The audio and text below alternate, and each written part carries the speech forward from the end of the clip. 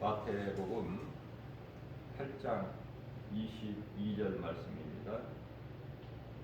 예수께서 이르시되 죽은 자들이 그들의 죽은 자들을 장사하게 하고 너는 나를 따르라 하시니라. 자, 무슨 말씀입니까?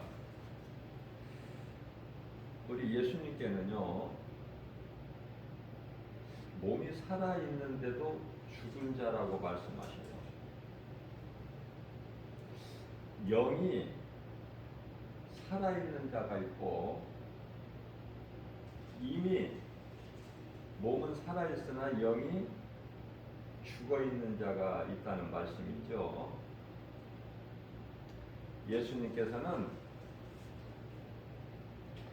우리 영을 살리시기 위해서 이 땅에 오셨어요. 모든 사람은 아담의 죄로 영이 죽어있는 상태죠. 영은 죽을 수가 없어요. 죽어있는 상태예요.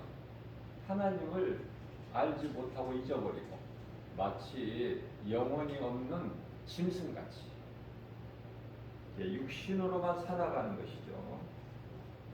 그러한 죄인된 우리에게 어두운 이 세상에 예수님이 오신 거 아닙니까? 그래서 우리 죄와 허물로 우리의 저주를 받은 바 되사 십자가에 달리셨으니 그분이 곧 예수. 예수보다 더 좋은 이름이 없죠. 예수님은 우리 생명이 되시기 때문에 예수는 그리스도시다. 예수는 나를 구원하신 영원한 생명이시고 어두운 이 악한 세대에서 나를 건지셨고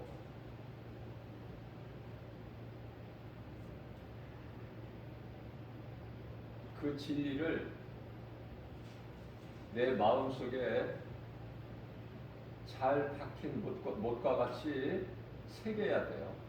예수는 나의 영원한 생명이시고 나의 구원이 되신다. 어두운 세상에 빠져있는 나를 영원히 멸망할 수밖에 없는 나 같은 죄인을 건지셨다.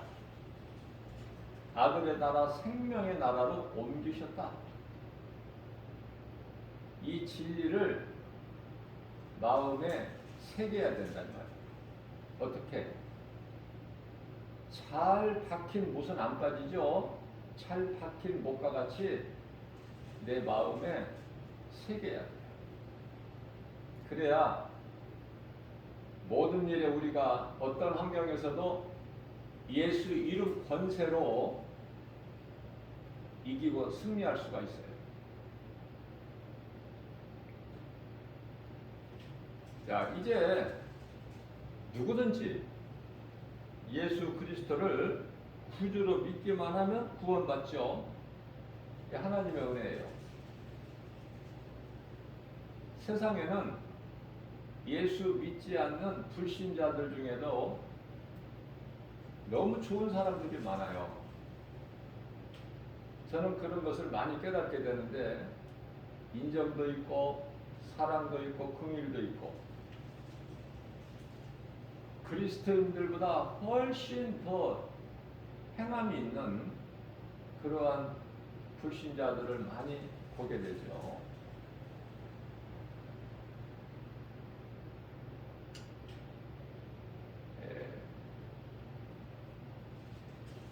제가 어제 전도하는 그 복음 현장에서 이제 국어라는 어떤 사람이 박스를 그 추운 날씨에 박스를 그 지하철 그 광장에 박스를 하나 깔고 그 위에 납작 엎드려 있는 거예요. 그리고 이제 동전 그 담을 수 있는 박스 국어라는 그 조그마한 박스 하나 놓고 납작 엎드리고 있어요. 자, 그리스도인들은요, 그 천원도 도와주기 힘들어요.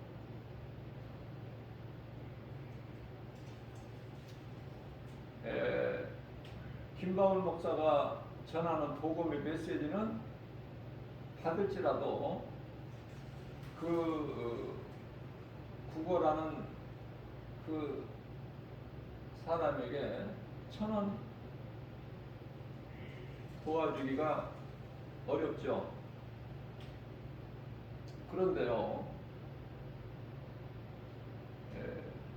어떤 여성분이 아주 옷차림도 깔끔하게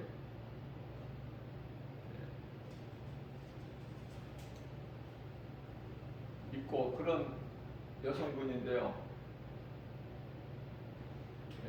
그거를 그 모습을 보고 그냥 지나치지를 못하고 자기 가방 속에 있는 그 지갑을 찾아서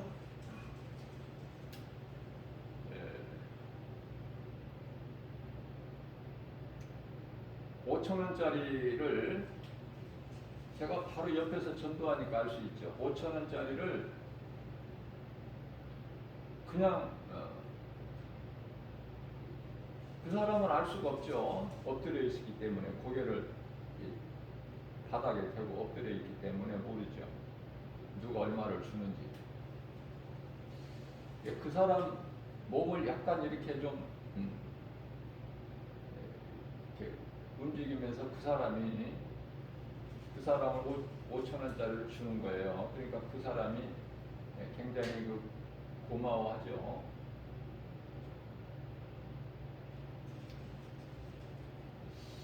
그러면서 이 사람이 복음의 메시지를 받나?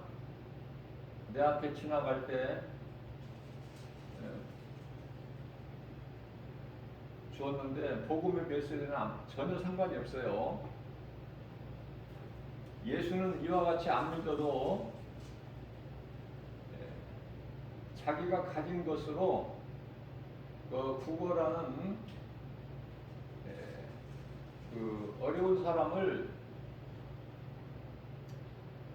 불쌍히 여기는 마음으로 도와주는 것을 보고요. 그리스도인보다 훨씬 더 착한 일을 한 거 아닙니까? 자, 우리가 이 세상에 사회적으로 우리가 뉴스를 보게 되면은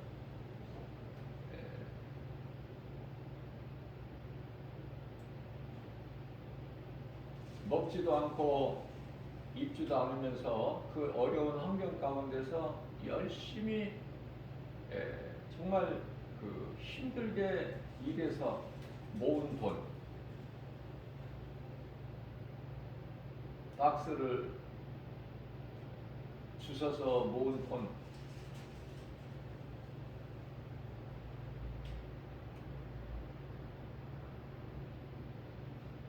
작은 식당을 운영하면서 모은 돈이라든지 그것을 어느 사회 단체에 아낌없이 내는 사람들이 있죠. 자기도 가난하면서 가난한 자 도와주라고. 아니면은 자기가 못 배운 것이 한이 돼서 어느 학교에 기부를 한다든지.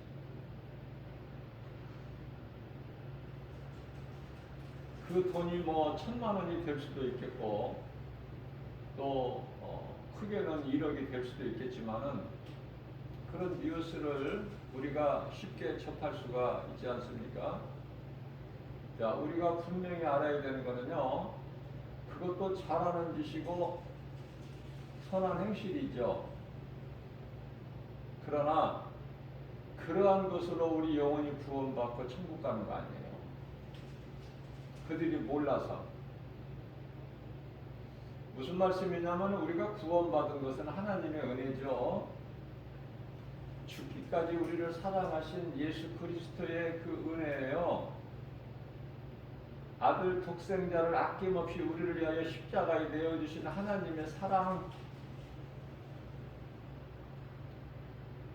값없이 그 은혜로 우리가 영원히 구원받고 천국 가는 것이죠.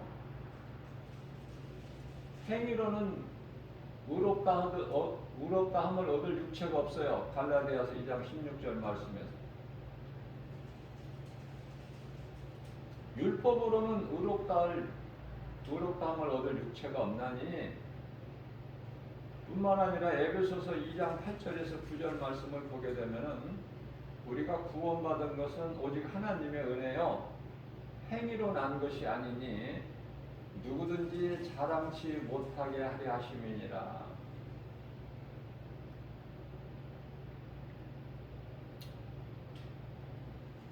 저는 목사이면서도 또 복음을 전하는 전도자로서 그러면서도 그 자리는 항상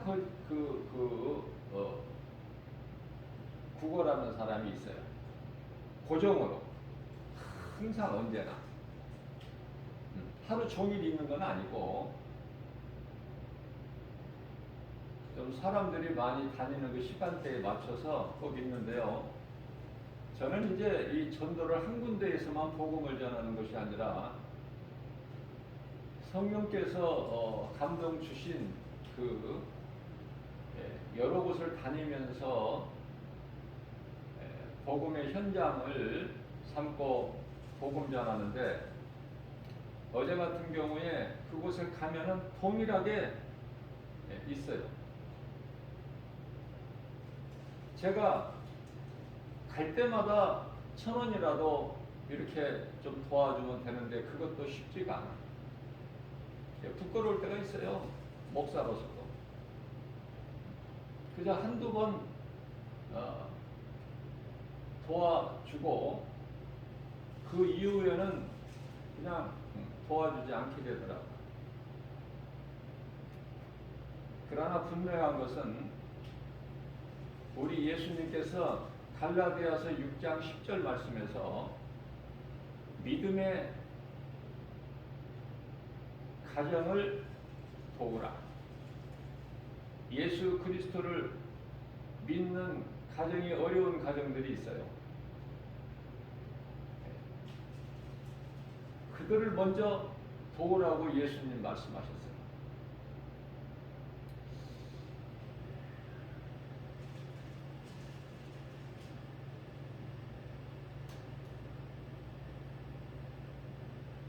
주일이면은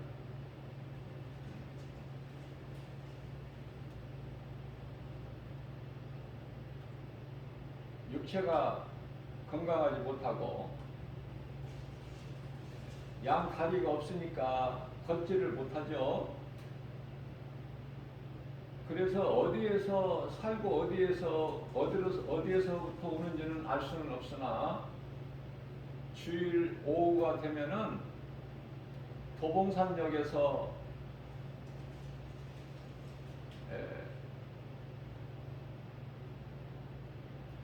여기 등산로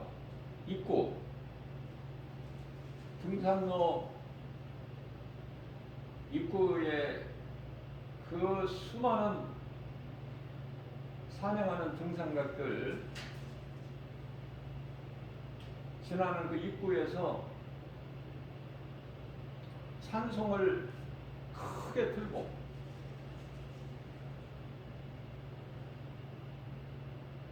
도와달라는 말은 없어요. 그러나 그 구제하는 그 손길, 그 돈 담을 수 있는 박스 하나는 딱 거기다가 매달아서 그 박스를 밀면서 거기서 찬송을 하고, 찬송을 부르는 게 아니라 그 테이프를 틀었죠. 요즘에는 이제 그게 기능이 좋아가지고 엄청 잘 나와요.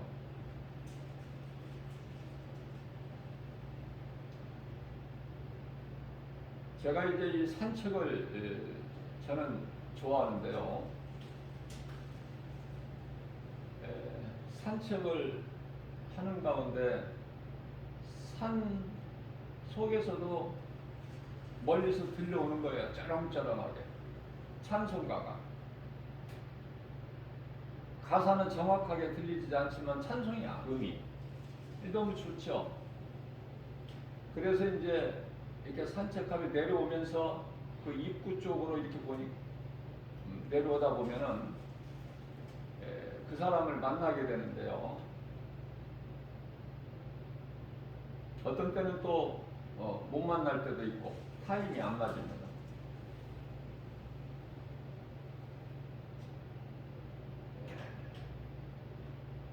제가 산책을 하고 와서 점심 먹고 산책을 하고 와서 이제 전도지를 들고 복음 전하러 나가는데 복음 전하고 제가 한 2~3시간 정도 걸리는데요. 복음 전하고 오는데 깜깜해요, 밤에. 요즘에는 이제 날씨가 추우니까 6시만 돼도 6시만 넘으면 깜깜하죠? 도봉산역 앞을 이렇게 내려서 교회를 걸어오려고 도봉산역 앞에 나오는데 찬송 그 소리가 엄청 크게 들리는 거예요. 온 천지를 울려.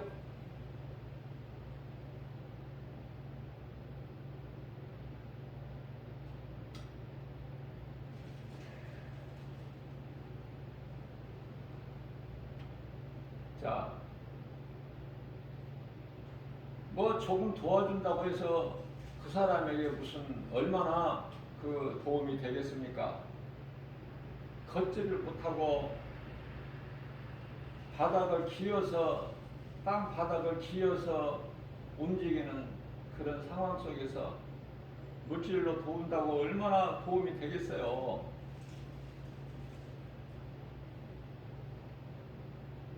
앞서 말씀 전한 대로 뭐 좀 생각한다고 해도 뭐 몇천 원 아니겠습니까?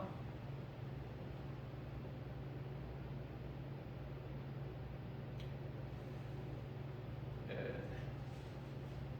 날은 춥고 어두워졌고 어딘가로는 또 거처를 향해서 가야 되겠죠. 그 사람의 하루 일과가 이제 마치니까 가야 되잖아요. 등산객들도 다 이제 산에서 내려와서 각자 자기 집으로 가는데, 그런데요, 지나가는 택시를 잡는데 택시를 세우는데 택시가 잘 안 서. 왜냐면은 그 사람을 세우기가 너무 어렵고 번거로우니까 지나쳐 버리는 거야. 그게 마음이 아픈 거예요. 자기가 택시 요금을 안 내고 타는 것도 아닌데 택시가 안 서는 거야. 그 사람 앞에서. 그 모습을 볼 때 그게 더 안타까운 거야. 이 세상이. 세상이 외면하는 거 아닙니까? 도와달라고 하는 거 아니잖아요. 그냥 나 좀 태워주세요. 그것도 아니야. 자기 집으로 가기 위하여 택시에 의존할 수밖에 없는.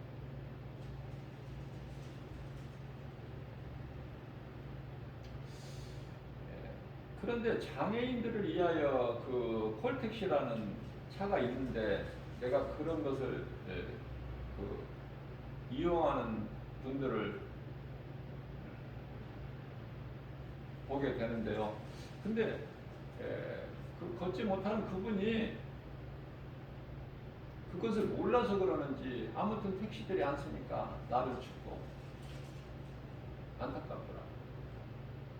그래서 택시를 타고 오고 택시를 갈 때 집에 갈 때 택시를 타고 가는구나. 얼만큼 사람들이 도와주었는지는 모르지만 그 중에서 또 오고 가고 왕복 택시비 빼면은 그 얼마나 남겠어. 물론 많은 사람들이 도와줬겠지만 우리 사람은요 원래 선해요. 하나님께서 선하게 지으셨잖아요. 사람이 하나님께 범죄하고 하나님을 떠나서 이렇게 악하고 추하게 된 것이지 원래는 선하게 지으셨잖아요. 전도서 7장 29절 말씀을 보면은 하나님께서 사람을 지으실 때 정직하게 지으셨어. 거짓이 없게. 근데 사람이 스스로 잔꾀를 부려가지고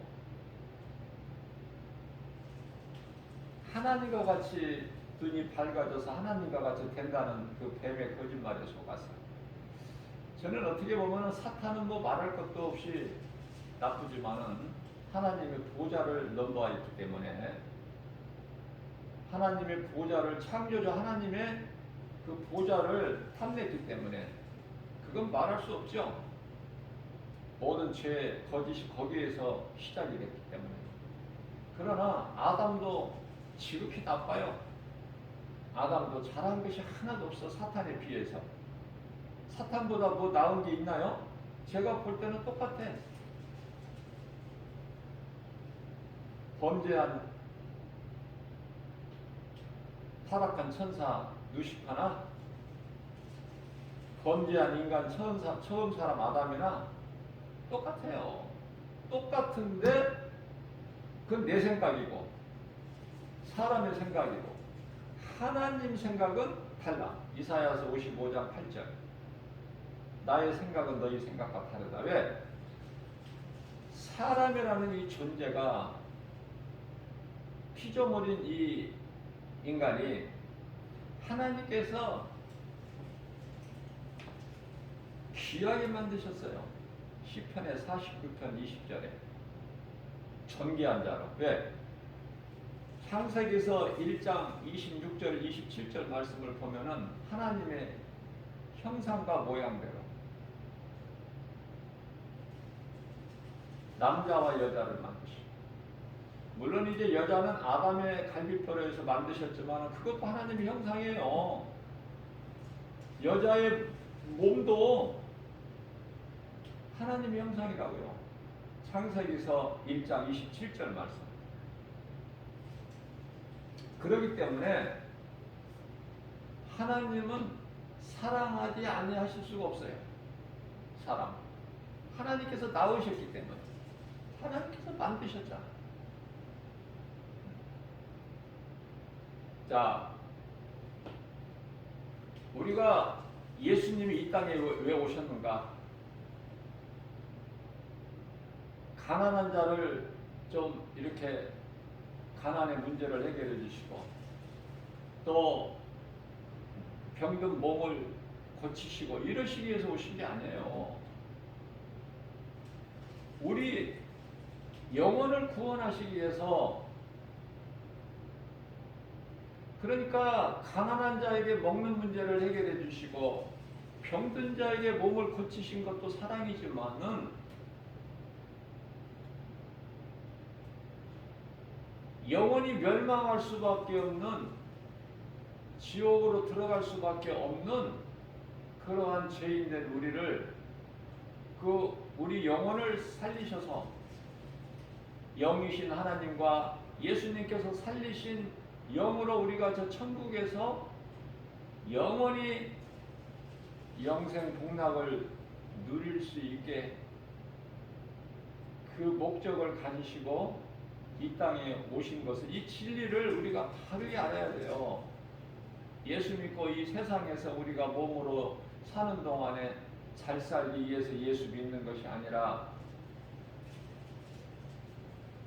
한 사람 한 사람 각각 그 사람의 영원히 구원받기 위해서 예수 믿는 거예요. 이걸 모르기 때문에 자꾸 흔들리고 갈등하고 믿었던 사람들까지도 실족되고 믿음에서 떠나고 그런 결과가 나와요. 특히 오늘날 같이 이 마지막, 지극히 마지막 때는. 그래서 어떤 상황에서도 어떤 환경에서도 눈에 보이는 여러 가지 세상 환경으로 인하여 낙심하거나 포기하거나 좌절하지 않고 고린도전서 15장 58절 말씀같이 믿음에서 견고하게 믿음의 위해서 우리가 든든히 서갈 수 있는 것은 흔들리지 않고, 그것은 오직 복음의 능력 아닙니까? 복음이 뭐예요? 예수 그리스도. 예수님이 왜 인간으로 오셨으며 왜 십자가에 달리셔야 되는가, 하나님께서. 그걸 바르게 깨닫고 내가 믿는 예수를 바르게 알면 우리를 구원하실 그리스도, 우리의 영원한 생명이 되시고 죄와 거짓과 어둠으로 가득한 칠흑 같은 이 어두운 세상에 허덕이고 있는 우리, 영원히 멸망할 수밖에 없는 우리를 불쌍히 여겨주시고 우리를 위하여 우리 죄와 허물로 십자가에 달리셔서 못 박히시고 피 흘리신 그 피로 깨끗하게 해주시고 우리의 한 영혼 한 영혼을 이제 의롭다 인정하시는 이는 하나님이시니 예수 아들 독자, 하나님의 독생자 예수 그리스도 아들을 십자가에 내어주고 우리를 구원하셨으니, 다시 말씀드리면은 그리스도의 십자가 피값으로 우리를 사신바 되신 거예요. 얼마나 우리가 귀합니까? 자, 우리는 성경을 크게 봐야 되고 크게 생각해야 돼요. 우리의 목적지는 천국이야. 이 세상이 아니에요. 이스라엘 백성들이 광야에서 40년 산 그 광야가 목적지가 아니라 약속의 땅 젖과 꿀이 흐르는 가나안 땅인 것처럼, 그러니까 그 가나안 땅 목적지를 모르고 광야를 살면은 원망하고 불편할 수밖에 없죠. 그러나 광야는 힘들고 불편할지라도 하나님을 의지하는 믿음 가지고 나아가면 견딜 수 있고, 그러면은 잠시 후에 우리가 광야, 다시 말하면 우리가 살고 있는 이 세상 과정을 통해서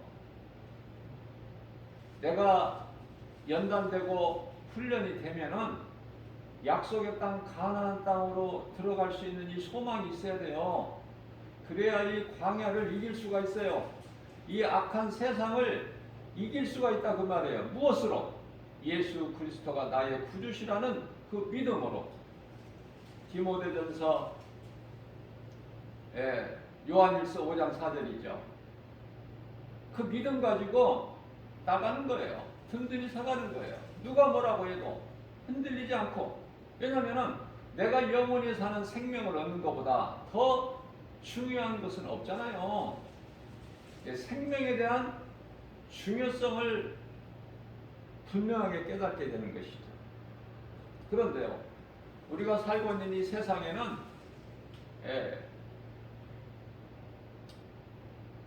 죽은 자들이 많다고 말해요. 오늘 예수님께서 마태복음 8장 22절에서 말씀하신 거죠. 또 물론 불신자를 말씀하시는 거지만 또 사대교회죠. 요한계시록 3장 1절 말씀. 죽은 교회야. 사대교회는 예수님이 보실 때 죽은 교회. 그러면 사대교회를 다니고 있는 성도들은 죽은 교인들. 정신 차려야 되겠죠? 아, 교회라고 해서 다 교회가 아니구나. 죽은 교회가 있고 죽은 성도들이 있구나. 자, 내가 예수 믿는 거 자랑해야 되겠죠? 구원받은 기쁨이 큽니다. 내가 구원받은 기쁨이 나에게 있다면 자랑 안 합니까? 우리는 자랑 많이 하잖아요. 좋은 것이 있으면 내가 자랑할 것이 있으면 오래 참지도 못하고. 사도 바울은 천국을 보고 왔으면서 14년 동안을 참았어. 말하지 않고. 우리가 그렇게 할 수 있나요? 14년. 아니, 며칠도 못 참을 거야. 14일도. 자랑하고 싶어서. 그만큼 사도 바울은 단련이 된 거야. 복음의 능력으로. 자, 그래서 우리는 예수님을 자랑해야 돼요. 우리의 구원과 생명이 되신 예수님을 자랑해야 된다.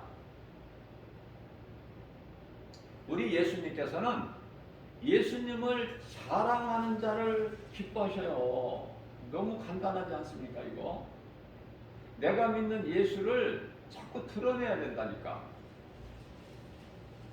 내 속에 감추어 두는 것이 아니라 복음의 빛을 내 속에 감추어 두는 것이 아니라 자꾸 드러내는 거야. 누구에게라도. 그것이 전도예요. 이제 12월이 됐죠? 이제 겨울에 들어선 거 아닙니까? 이제 내년 2022년 2월까지는 겨울이니까 3개월 겨울이라고 춥잖아요, 날씨가. 봄이 웅크려지고, 그죠? 자, 인생도 계절같이 겨울이 온다니까. 인생 끝자락에. 이미 끝자락에 와 있는 노인분들도 있고, 또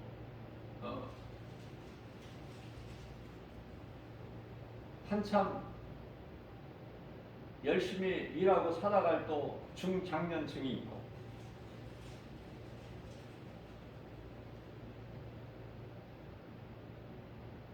돈 버는이라고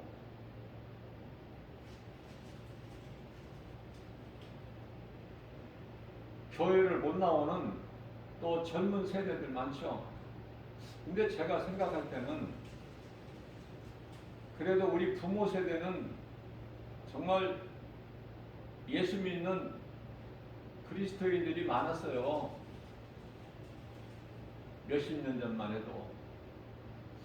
근데 지금은 복음의 현장에서 보면은요, 지극히 적어요.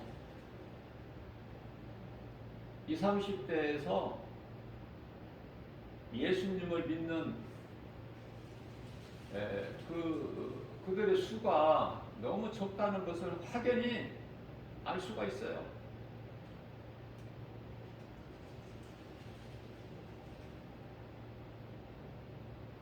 갈수록 이제 그리스도인은 적어지는 거야.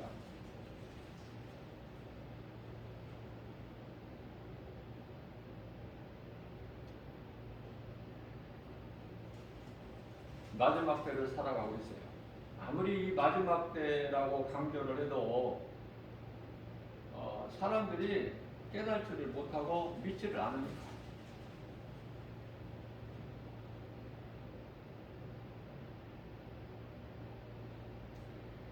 가장 중요한 것은 우리 인생길에서 예수님을 만나는 건데요.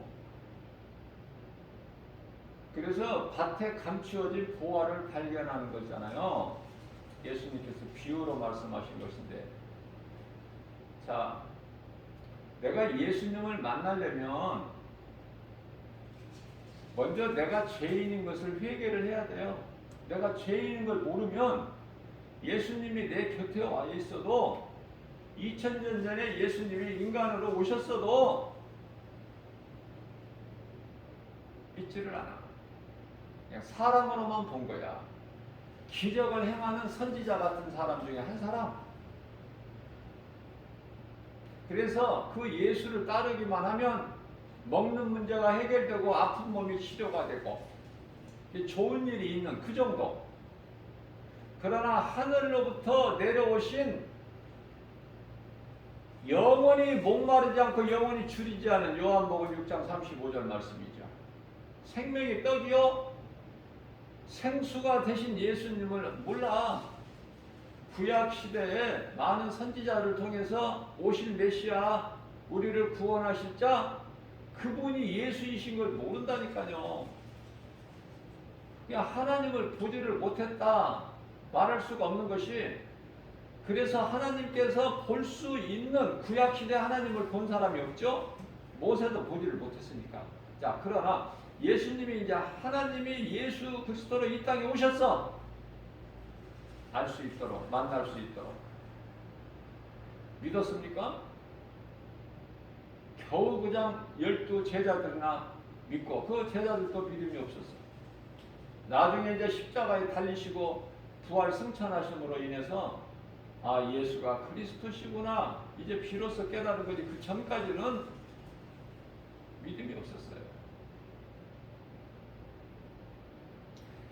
내가 예수님을 만나려면은 내가 죄인인 걸 회개해야 되는데 우리는 자꾸 육의 생각만 하기 때문에 아, 내가 앞서 말씀 전한 대로 내가 어려운 사람들 보면은 내가 좀 도와주고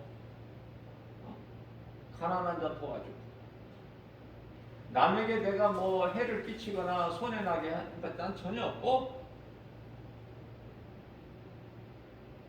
나는 정말 선하고 착하게 살아왔다. 근데 내가 왜 죄인이야? 이건 육신의 생각이란 말이에요. 이게 성경을 모르는 인간의 조상 처음 사람 아담의 죄를 모르는 왜 이 땅에 사는 것이 이렇게 힘들고 수고하고 슬픔이 있는 것인가? 왜 사망이 있고 왜 거짓이 있고 어둠이 있고 왜 애통이 있고 슬픔이 있고 눈물이 있는가? 왜 가난이 있고 질병이 있는가? 이걸 모르고 살아가는 사람들. 그저 눈에 보이는 것으로만 살아가는 사람들이 육신으로 사는 사람이라고 성경은 말씀하고 있지 않습니까? 로마서 8장 6절에서 하나님과 원수가 돼. 하나님을 모르고 사는 인생은. 그래서 우리 인생길에서 저마다 예수님을 빨리 만나는 사람이 있고 늦게 만나는 사람이 있는데 우리는 지금 2000년 전에 시대를 사는 것이 아니기 때문에요. 이미 예수님은 2000년 전에 인간으로 오셔서 우리 죄와 허물을 십자가에 달려 장사되는 받으시고 저주받은 받으셔서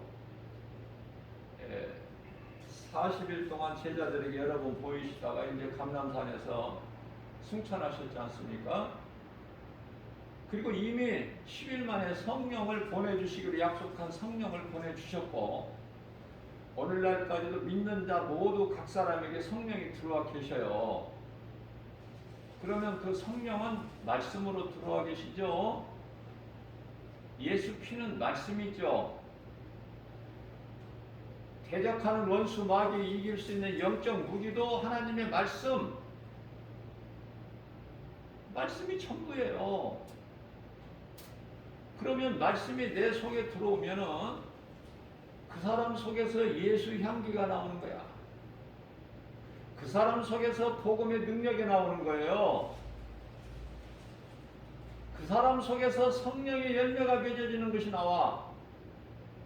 그 성령의 열매는 갈라디아서 5장 22절에서 23절 말씀하고 있는 사랑으로부터 시작해서 절제, 사랑과 희락과 화평과 오래 참음과 자비 양선과 충성과 온유와 절제니 성령을 통해서 이 열매가 맺어지는 거예요.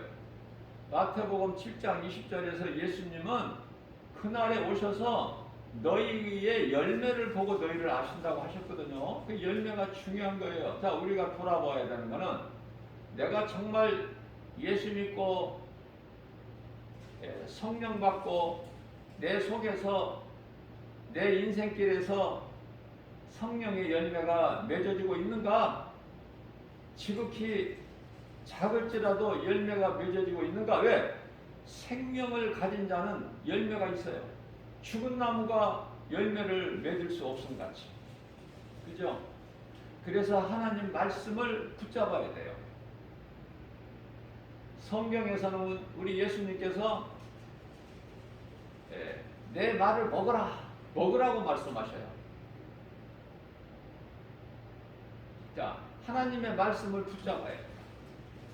하나님의 말씀이 영적 무기예요. 성령의 검.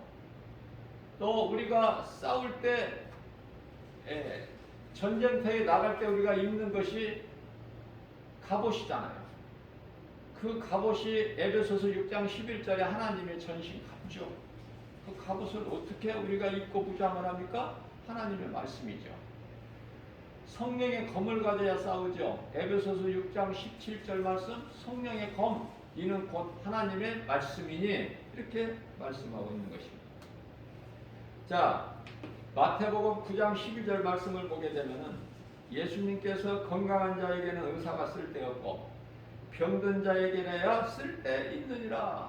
예수님은 의사로 오셨어요. 치료자로 오셨어요. 우리를 죽을 자를 살리시려 오신 거야, 의사로. 그런데 나는 건강하다 그러면 예수님과는 아무 상관이 없죠. 또 마태복음 9장 13절 말씀입니다. 너희는 가서 내가 긍휼을 원하고, 긍휼이에요. 제사를 원하지 아니하노라. 그렇게 내가 말한 뜻이 무엇인지를 너희는 배우라. 무슨 말씀이에요? 나는 예수님이죠. 죄 없는 의인을 부르러 오신 것이 아니라 하나님 보좌에서 이 땅에 오신 것이 아니라 죄인을 부르러 오셨다는 거예요. 그러니까 내가 죄인인 것을 깨닫지 못한 사람은 복음과 전혀 상관이 없고 예수 전혀 상관이 없어요. 내 힘으로, 내 능으로, 내 지식으로, 경험으로 얼마든지 살아가는데 부족함이 없는데 예수를 믿을 리가 없죠? 그 사람 귀에는 복음이 들릴 수가 없어요. 안타깝고 통하지만 그렇게 저렇게 꼬무락 살다가 인생이 끝자락에 온다니까요. 언젠가는 누구는. 히브리서 9장 27절 말씀입니다. 한 번 죽는 것은 사람에게 정해진 것이요 그 이후에는 심판이 있으니 이 심판은 지옥 들어가기 위한 불심판, 무서운 심판, 그 심판이 기다리고 있는 거예요.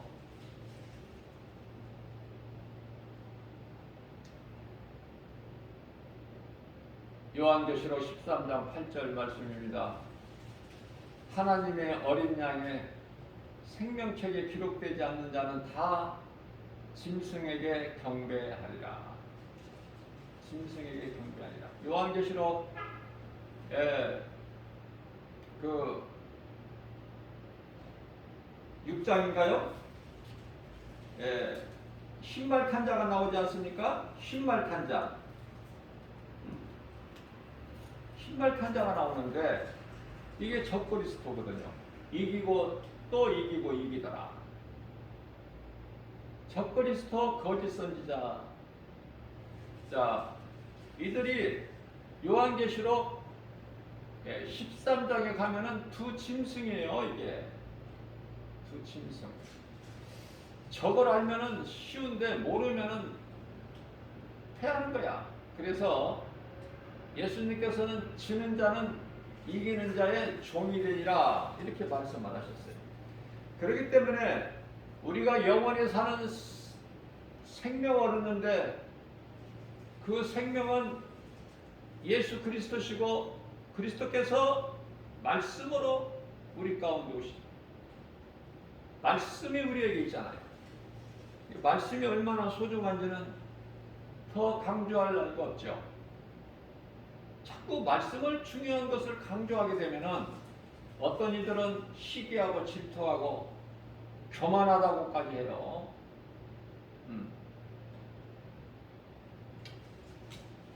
말씀을 아는 것이 교만한 거 아닙니다. 예수님께서는 너희가 나를 아는 지식을 구하는데 공부해라. 요한복음 5장 39절에서 분명히 말씀하고 있어요. 호세아서 4장 6절 말씀을 보게 되면은 내 백성들이 나를 아는 지식을 몰라서 망하는도다. 뿐만 아니라 이사야서 1장 3절 말씀을 보게 되면요, 나귀도 자기 구유를 알고 소도 자기 임자를 알건만은 이 백성이 나를 알지 못하는도다 이렇게 말씀을 하고 계십니다. 내가 믿는 예수, 나의 생명과 구원이 되신 예수님을 자랑하고 드러내야 돼요, 그리스도인은. 왜냐하면 예수 그리스도는 빛이시고 하나님의 자녀된 우리들은 빛의 자녀이기 때문에 빛을 감추어 두을 수가 없어요. 내가 드러내고 싶어서가 아니라 드러낼 수밖에 없는 거예요. 그런데 드러내지를 않잖아요. 세상이 알 수 있도록 드러내야 돼. 복음을, 빛을 발해야 돼요. 죄인들이 듣고 회개할 수 있도록, 그들이 듣고 마음에 찔려서 회개할 수 있도록 예수 그리스도께 나올 수 있도록 사도행전 2장 37절에서 38절 말씀 아닙니까? 자, 이 말씀과 관련하여 마태복음 10장 32절에서는 우리 예수님께서 친히 말씀하시기를 누구든지 사람 앞에서 나를 시인하면 나도 하늘에 계신 내 아버지 앞에서 그를 시인할 것이요.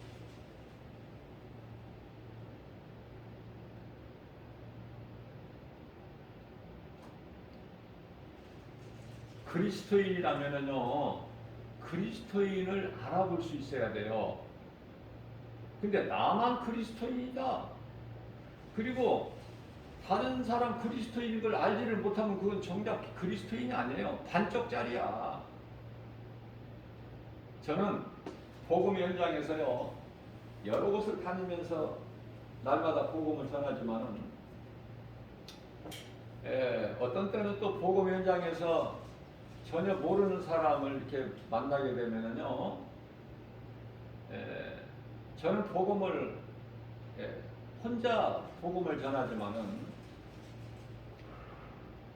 같이 할 사람을 바울에게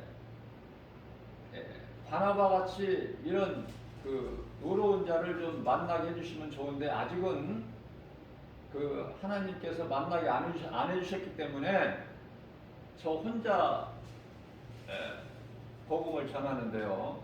이곳저곳으로 다니면서 한 10여일 전에는 큰 지하철역 광장 앞에서 내가 가니까 이미 복음을 전하고 있는데 나같이 혼자 복음 전하는 것이 아니라 세 사람이세요. 세 사람이서 하는데 두 사람은 그냥 구색으로 있고 그 한 사람이 복음을 열정적으로 전하고 있어요.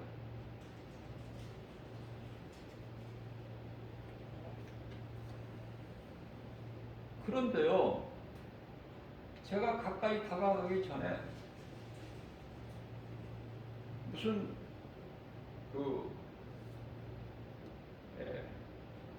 무당들이 들고 무속인들이 들고 그 흔드는 그런 것을 들고 흔들더라고요. 그래서 저게 뭐 하는 사람들인가 했어요. 그래서 복음 전하는데 내가 거기 방해할 수는 없고 나도 복음 전하러 왔기 때문에 그들은 그들대로 나는 나대로 복음 전하고 이제 그들이 다 할 만큼 하고 이제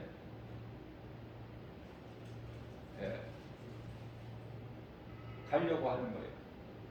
그래서 내가 그때 같이 내가 그분들에게 내가 가까이 다가가서 정말 이렇게 복음을 열정적으로 전하시는 것을 보니까 정말 아름답습니다. 처음 보는 분들이니까.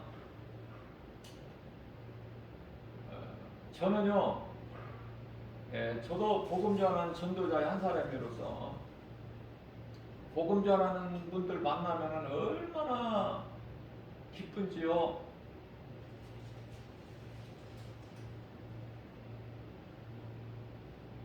그래서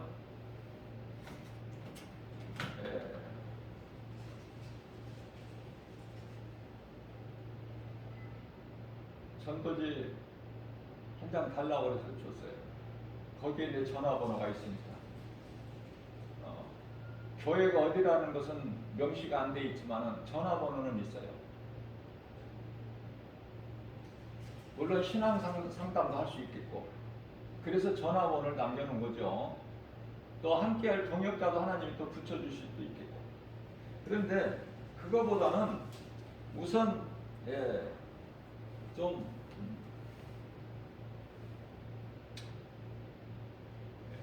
내가 보기에 좀 어려워 보여서, 우리 그리스도인들이 육체적으로는 다 어렵지 않습니까? 육체적으로 부유한 사람이 누가 있나요? 우리는 영적으로 부유하죠. 제가 늘 강조하는 거지만 내 안에 예수님이 계시니까 부유하단 말이에요. 뭐 물질을 많이 가져서가 아니라. 그러면서도 도와주고 싶은 마음이 있어서 그저 뭐 한 번 뭐 식사 대접하고 이것이 아니라 내게 있는 것으로 이렇게 복음을 전하는데 어디를 주로 다니느냐니까 이렇게 큰 지하철역 광장에서 이렇게 다닌다 이 말이에요. 수원도 가고 인천도 가고 정말 너무 좋은 거예요. 그래서 내가 섬기고 싶은 마음으로 다만 얼마씩이라도 매달 좀 이렇게 좀 후원을 하고 싶어서 그 마음으로 이제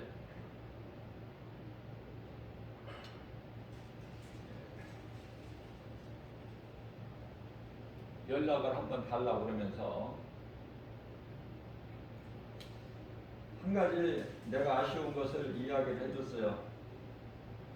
그런데 이거 흔들고 이게 뭡니까 이거? 이게 너무 이게 좀 거슬리는데요. 내가 이야기해줬어요. 그러니까 그 사람이 빨리 알아들어요. 나는 아무 말도 안 했어요. 이 색깔이 뭐 흔드는 자체가 나쁜 것이 아니라 색깔이 왜 좀 다른 색으로 좀 하면은 더 좋겠다고 내가 이야기를 했죠. 그분이 그래요. 빨리 알아듣고 그 무당들이 가지고 흔드는 그거하고 똑같아서 그렇죠? 그러는 거예요. 그래서 그렇다고. 그걸 아시면서 왜 그러느냐. 누가 보더라도 그렇게 보지 않겠느냐. 나도 처음에는 멀리서 가까이 오기 전에 무엇으로 복음을 전하는지 내가 가까이 와서 귀로 듣기 전에는 무당이 뭐 흔드는 것 같아서 내가 뭔가 그랬다. 그렇게 생각을 했다고 이야기했어요. 그 말에 시험 들었는지 연락도 안 와. 나는 매달 좀 조금씩이라도 내가 후원을 하고 싶은 마음에서 한 건데. 그러니까 내 자아가 너무 강해버리면은요, 안 되는 거예요. 하나님 말씀 앞에 내려놔야 돼요. 무조건 뭐 복음만 전한다고 전하는 게 아니야. 그 두 사람은 옆에 서 있기만 하고, 이제 한 사람이 이제 복음을 전하는 거야. 예수님에 대해서. 뭐 방법은 여러 가지니까. 방법은. 그러나 내가 들어보니까 복음 전하는 것은 분명히 맞는데 조금만 좀 이렇게 좀 바꾸면 좋겠는데 그 말에 또 시험이 들었는지 아무튼 우리 예수님께서 갈라디아서 6장 10절 말씀이죠. 믿는 자를 먼저 도우라. 그 말씀이 저는 늘 마음에 새겨져 있기 때문에 물론 우리가 믿지 않는 자들도 다 도와야 되겠죠. 좋은 일이니까 구제는.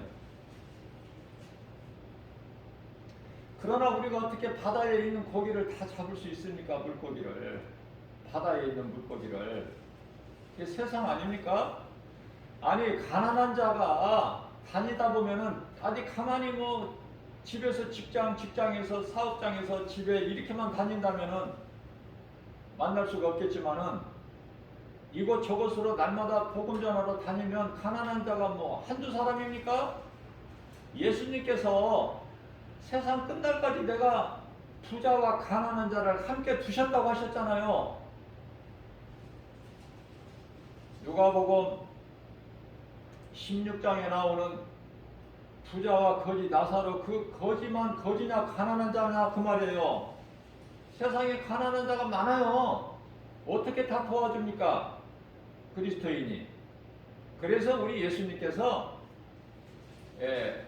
믿지 않는 자, 불신자, 가난한 자는 돕지 말라 그렇게 말씀하시지 아니하시고 지혜롭게 말씀하셨어요. 갈라디아서 6장 10절에서 믿음의 사람, 믿는 자, 믿음의 가정을 도우라는 거예요. 조금이라도 할 수 있는데, 그렇죠? 저는 하나님의 말씀이 좋고 말씀이면은 나는 순종하고 싶고 항상 그 마음이에요. 믿음은 연약할지라도 순종보다 더 큰 믿음이 없잖아요. 순종은 사무엘상 15장 22절에서 순종하는 것은 제사보다 더 나으니 믿음이 있노라 하고 내 생각에 앞서서 하나님 말씀에 순종하지 않는다면 그게 무슨, 그 믿음 가지고 하나님을 제사한들 하나님이 기쁘게 받으시겠어요? 간단합니다. 우리가 믿는 건 예수. 그러면 우리가 행하는 것은 예수님의 말씀, 그 말씀을 믿고 나가는 거예요. 환경이 우리를 가로막더라도 예수 이름 권세를 해치고 나가는 거 아닙니까? 죽으면 죽으리라.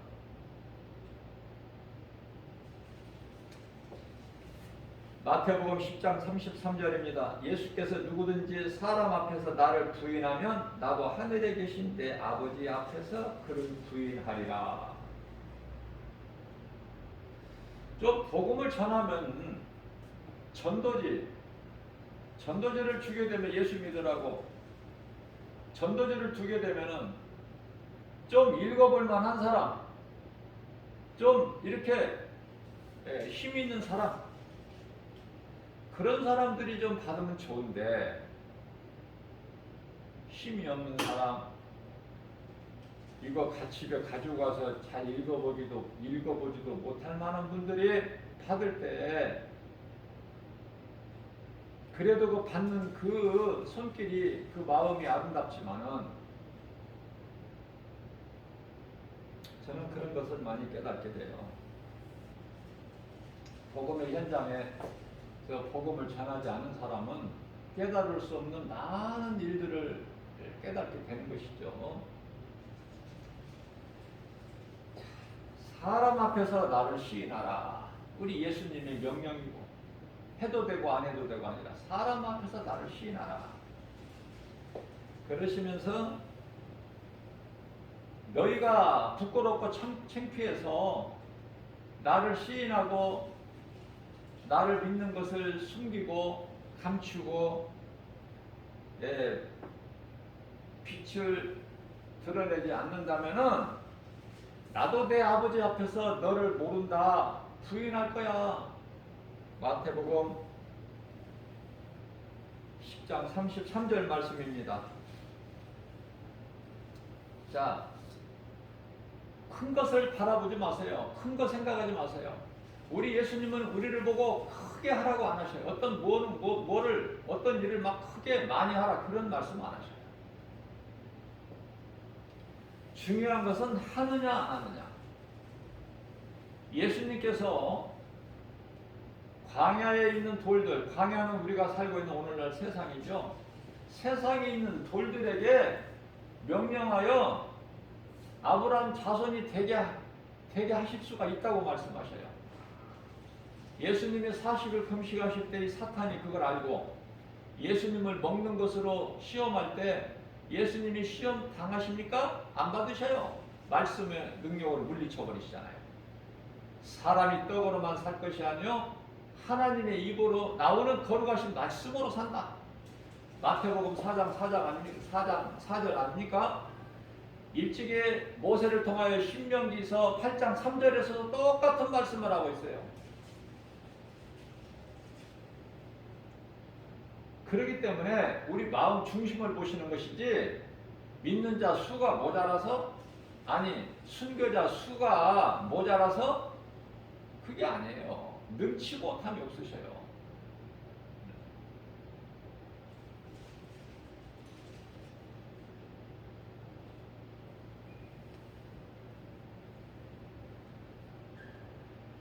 그래서 우리가 나 혼자 기도하는 것도 하나님이 귀하게 여기시고 들으시지만 은밀한 기도도 골방 기도도 마태복음 6장 6절 기도 길게 해야만이 바리새인 기도 같은 기도를 예수님이 들으시는 것이 아니라 골방 기도 우리 중심을 보시기 때문에 그래서 이 부자가 헌금함에 많은 것 중에서 일부를 넣는 부자 연금보다 비록 두렵번이라 할지라도 그 과거는 자기 생활비를 다 드린 거 아닙니까 하나님께. 예수님은 다 아시잖아요. 그 마음 중심을.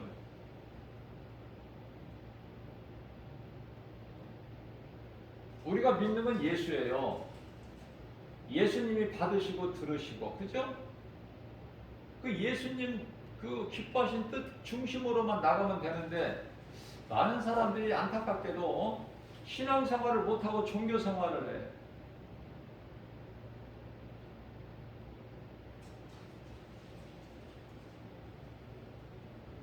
종교생활을 하기 때문에 크고 부자 교회가 많아.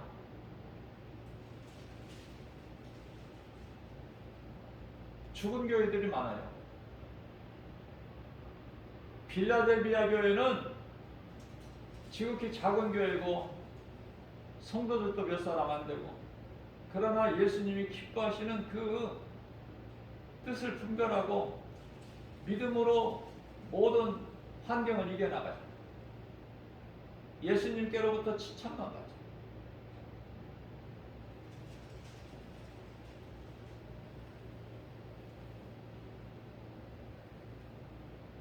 두 사람의 합심비도 하나님께서 크게 받으시고 만에 안 모여도 두세 사람이 모이는 곳에 예수님께서 나도 너희와 함께 있으리니 얼마나 우리에게 위로가 되고 힘이 됩니까? 작고 크고를 따지지 마세요. 우리 예수님은 그거 안 보셔요. 사무엘상 16장 7절에 우리 마음 중심을 보시죠. 그러면서도 쉬지 않는 기도, 그 기도는 우리가 예수님 생각을 하는 거야. 우리 생활 속에서. 예수님이 빠져버리면 어떤 것도 그건 되어지는 것이 없어. 예수님이 나와 함께 하시는 그 믿음에서 모든 것이 이루어져요. 그 말씀이 시편의 127편 1절이죠. 예수님께서 함께 하시지 아니하시면 건축자의 수고가 헛되다. 뿐만 아니라 예수님께서 함께 하시지 아니하시면 파수꾼에 깨어 있음이 헛되다. 헛된 인생을 살아가는 종교 생활하는 사람들이 너무 많아.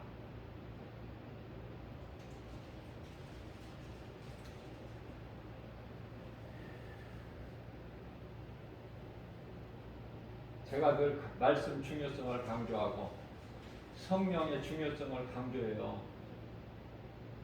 반복하고 또 반복하고 강조 안 할 수밖에 없죠. 종교생활하지 말고 신앙생활하기 위해서는 내가 믿는 예수님을 바르게 알아야 되고 말씀 가까이 해야 되고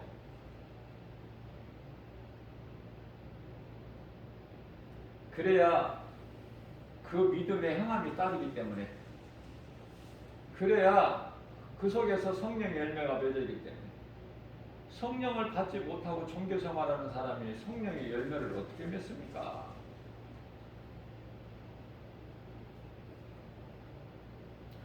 성령은 우리가 믿음으로 안수기도 받을 때나 아니면 믿음으로 하나님의 말씀을 들을 때 성령이네요. 뿐만 아니라 우리가 기도할 때에 성령이네요. 믿음으로 기도할 때 육신의 생각으로 하는 기도 말고 이루어지면 좋고 안 이루어지면 할 수 없고 그 믿음 말고 야고보서 1장 6절 말씀인가요? 너희가 의심하는 마음으로 기도하는 것은 뭐라고 말씀하셨어요? 바람에 밀려 요동치는 바다 물결과 같다. 그런 마음으로 기도하는 사람이 있다는 거죠. 그래서 오직 믿음으로 구하고 조금도 의심하지 말라. 의심하지 말라. 의심하는 마음으로 기도하는 것은 그 헛된 수고니 하지 말라는 거예요. 그런 기도.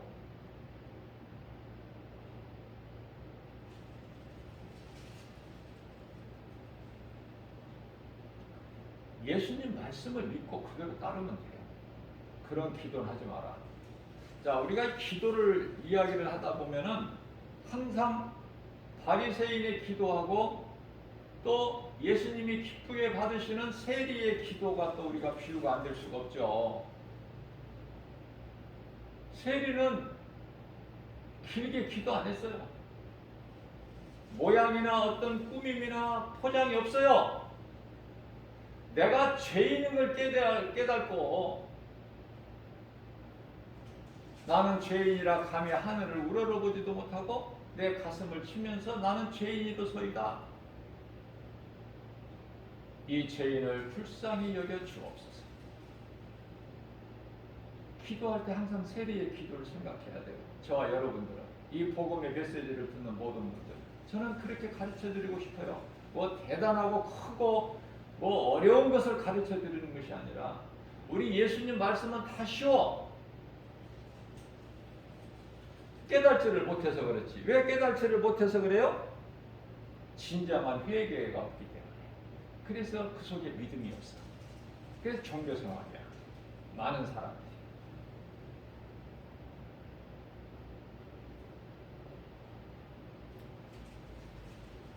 교회를 다녀도 많은 사람들이 성령은 알지도 못하고 받지도 못하고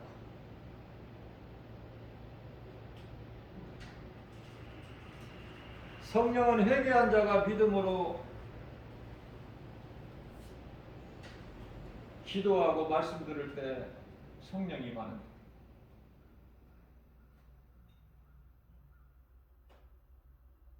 아무 곳에서나 내가 그리스도인이라면 아무 곳에서나 진리를 가르치고 전할 수가 있어야 돼요. 그곳이 어느 곳이든지. 우리 예수님은 빈들이나 광야나 산이나 바닷가나 아니 베드로 빈배에 오르셔서까지도 뭐 다른 거 뭘 봅니까? 환경을 복음 전하는데 뭐가 갖고 있어야 됩니까?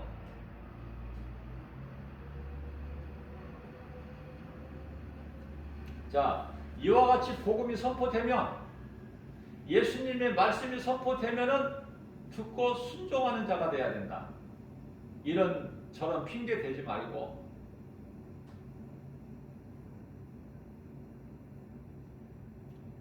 순종하는 것이 가장 큰 믿음이에요.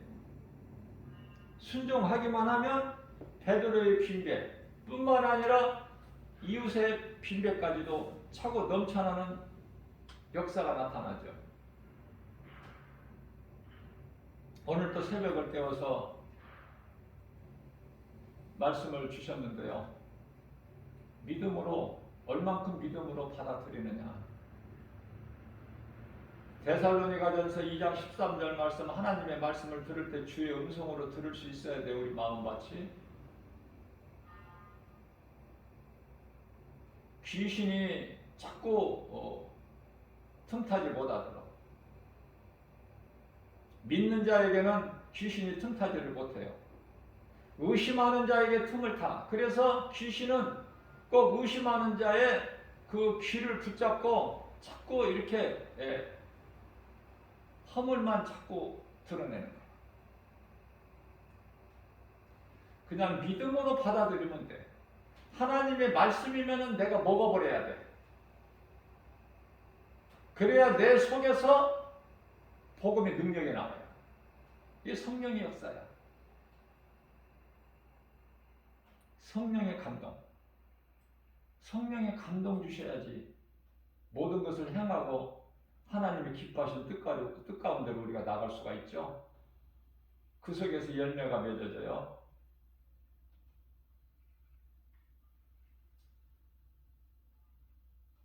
베드로는 내 경험과 내 지식과 내 생각과 모든 걸 다 버렸어요. 바로 순종해버려. 깊은 곳에 가서 그물을 내려 고기를 잡으라 그 말씀에 바로 순종해버리는 베드로. 누가복음 5장 5절에서 시몬이 대답하여 이르되 선생님 우리들이 밤이 새도록 수고하여 잡은 것이 없지만은 주님 말씀에 의지하여 내가 그물을 내리리이다 하고 6절에서 그렇게 하니 고기를 잡은 것이 힘이 많아서 그물이 찢어지는 정도.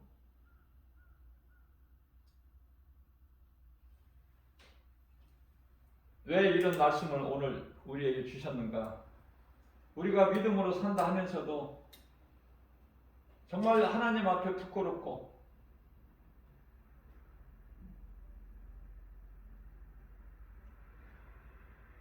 우리가 성령님을 의지하고 나가야 돼요. 그래야 성령님이 나를 도와주셔야 돼. 우리 힘으로는 아무 일도 할 수도 없고 되어지지도 않고 한 발자국도 못 나가. 아무것도 못해요. 어리석고 무지한 인생들은 하나님 없이 잘만 산다고 하지만은 그 잘 살아봤자 뭐가 잘 되는 것 같아도 들풀에 피는 꽃과 같고 베드로전서 1장 24절 말씀, 전도서 7장 6절 말씀을 보면은 아궁이송에서 바짝 마른 나무가 바삭바삭 하는 그 소리와 같다고 그랬어요. 세상 사람들의 웃음소리가. 무섭지 않습니까? 하나님을 두려워하는 사람이 돼야 된다. 하나님을 두려워하는 사람이 되라.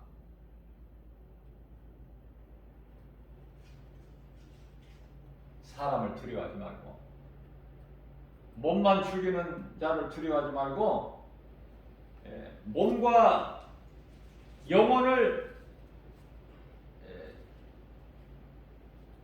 죽이는 자를 두려워하라. 누구죠? 하나님. 몸과 영혼을 죽이는 자를 두려워하라.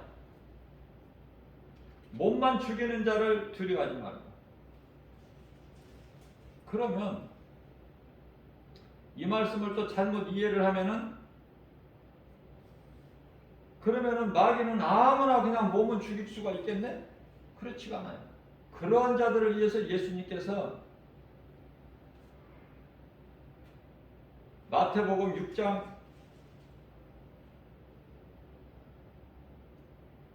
26절이죠?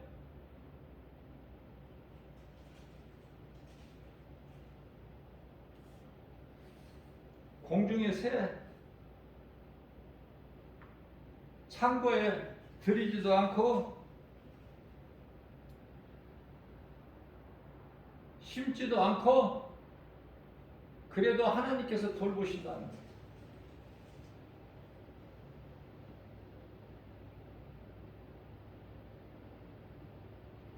하나님께서 허락지 아니하시면은 한 마리의 새도 떨어지지 않는다는 거예요. 땅에 떨어뜨림이 없어.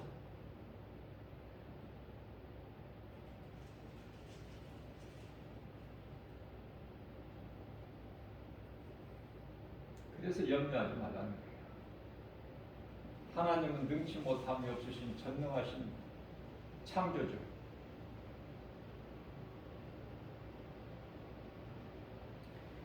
우리는 연약하고 부족할지라도 우리의 생명과 구원이 되신 예수님만 의지하고 나가면 모든 것이 되어지는 인생이 되는 거예요. 사막에 길을 내시잖아. 반석에 강을 이루시잖아요.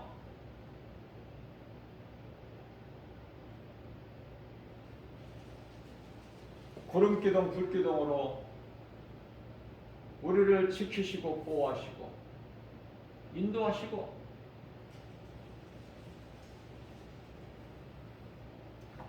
그 은혜가 얼마나 큽니까? 그 믿음 가지고 나가는 거예요. 우리는 하나님을 바라보고 나가면 되는 거예요. 그 인생이 되어지는 것이죠. 하나님을 바라보지 않고는 아무것도 되어지는 것이 없어요.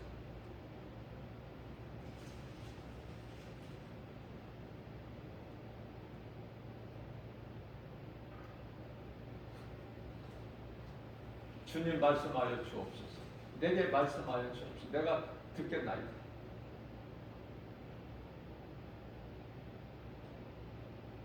하나님은 좋은 것만 주셔요. 나에게 유익이 되지 않는 건 안 주셔. 그러니까 때로는 내가 구하는 것이 나에게 안 이루어지더라도 감사야. 그게 응답이고.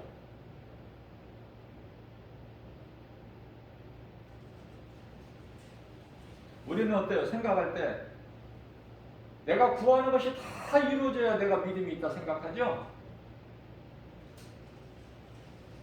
내가 구하는 것을 안 주시는 것도 하나님의 은혜. 그게 응답이야. 나를 사랑하시기 때문에. 자, 여기까지 나가야 돼, 믿음이.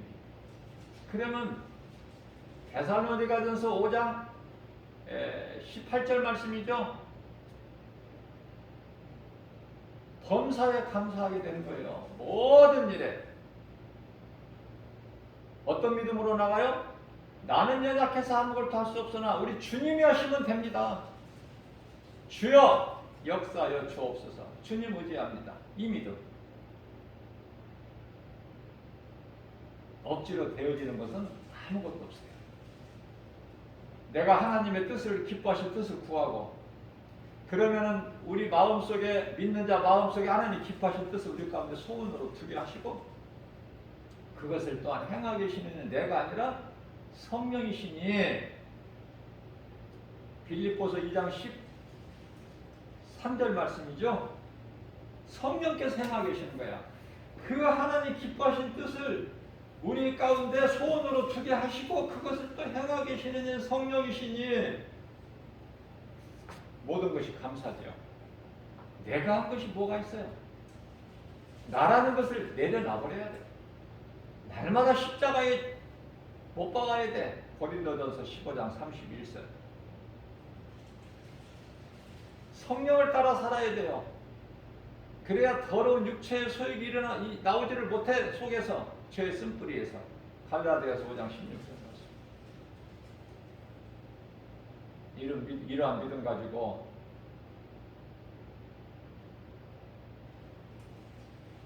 우리가 얼마만큼 믿음이 연약한 거 우리 예수님이 아셔요.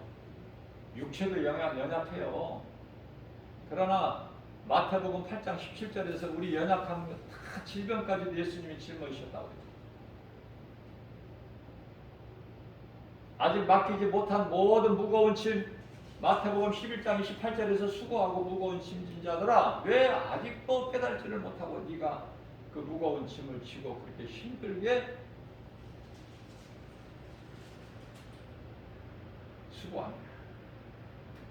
수고하는 자들아 다 내게로 오라. 수고하고 무거운 짐진 자들아 다 내게로 오라. 내가 너희를 쉬게 하리니 29절에서 너희는 내게 와서 배우라. 내 멍에는 쉽고 가벼우니라. 예수님은 늘 우리와 함께 하시기를 원하셔요. 그게 기뻐하신 뜻이에요. 근데 우리는 자꾸 빠져나가려고 해요.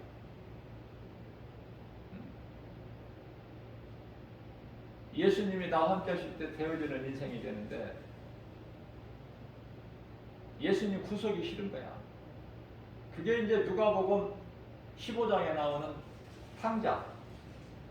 아버지 구속이 싫어. 아버지 존재가 얼만큼 좋은 걸 몰라. 언제 깨달아? 자기 생각으로 세상에 나가서 자유하게 살고 싶은 그 마음이 그건 자유가 아니라 방종이에요. 망가져버린 인생이 죽을 수밖에 없는 사망의 문턱에서 깨달아. 내 아버지 집에는 부리시는 종들이 품꾼들이 많은데 나는 여기서 이대로 굶어 죽는구나.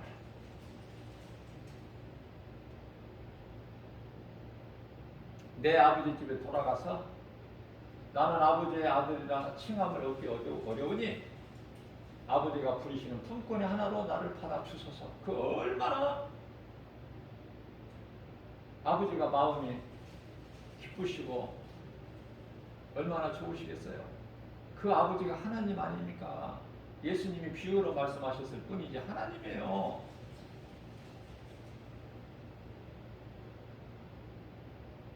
고멜이 창녀 그 고멜이 뭐가 깨끗해서 의로워서 하나님께서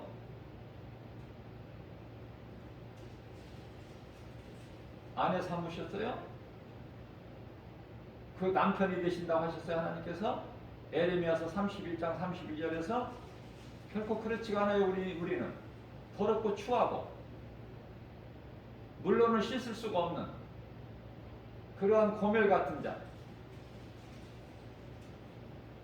그러한 우리를 예수 그리스도 핏값을 주고 우리를 사셨잖아. 호세아에게 결혼하라고 그러잖아. 그런 여인하고. 호세아 순종했죠. 근데 아이도 낳고 살면서 왜 또 옛생활로 돌아가? 왜? 왜 또 더러운 시궁창에 또 들어가?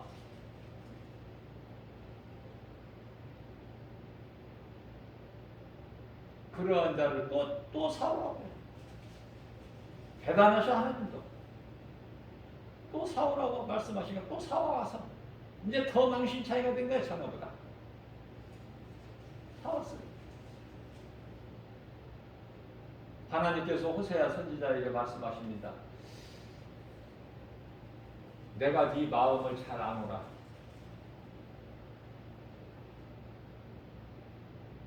네 마음이 지금 내 마음이야. 내 마음이 네 마음이고 알겠느냐? 내 백성들이 나를 사랑하지 않고 세상 신을 사랑해.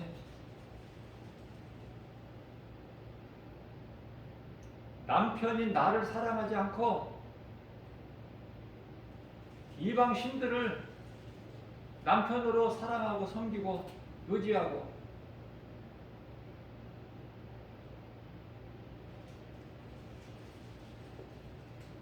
아가서를 읽어보면 얼굴이 붉힐 만큼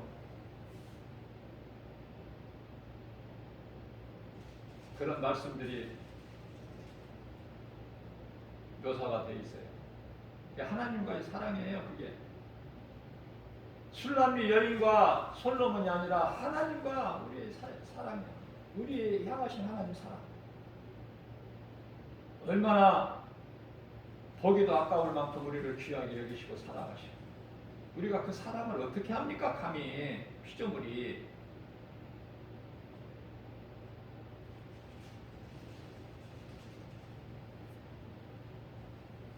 솔로몬이 다윗의 아들 아니랄까 봐서 또 아버지가 행한 그대로 정욕적으로 음욕에서 빠져나오지를 못합니다.